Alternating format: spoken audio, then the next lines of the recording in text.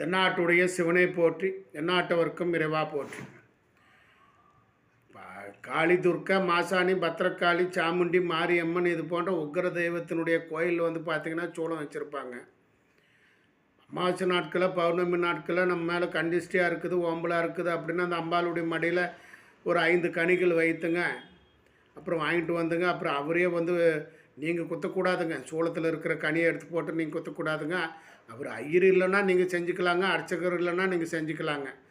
அவங்க இருக்கும்போது அவங்க தான் செய்யணுங்க. அதை விட்டு போட்டு நீங்கள் அந்த காரியம் பண்ணிங்கன்னா அதிலேருந்து வெளிப்படக்கூடிய தோஷங்களாகப்பட்டது உங்களுக்கு அண்டிக்குங்க.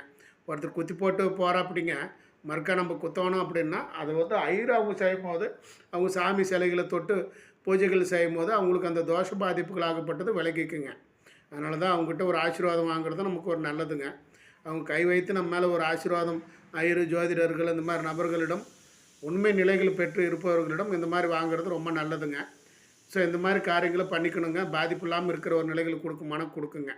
அப்புறம் அம்மன் மடியில் வச்சு ஒரு 5 கனி வாங்கி 3 கனி கொத்தி போட்டுங்க. ஒரு கனி அங்கேயே உங்கள் கிழக்கு பார்த்தாப்பில் நின்று இடக்கை பக்கம் வலக்கை பக்கம் 3 சுற்றி போட்டுங்க. இடது கால் மெரிச்சு போட்டு அந்த ஒரு கனி வாங்கிட்டு வந்து வீட்டில் கட்டி விடுங்க வெளியே.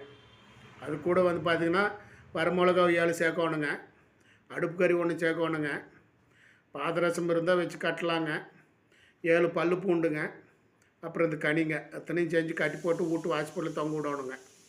இது செஞ்சு விட்டாலுமே உங்களுக்கு அந்த கண்டிஸ்டி ஆகப்பட்டது விலைக்கு கொடுக்குங்க. அனைவருக்கும் அனைத்தும் கிடைக்கட்டும். நன்றி, வணக்கம்.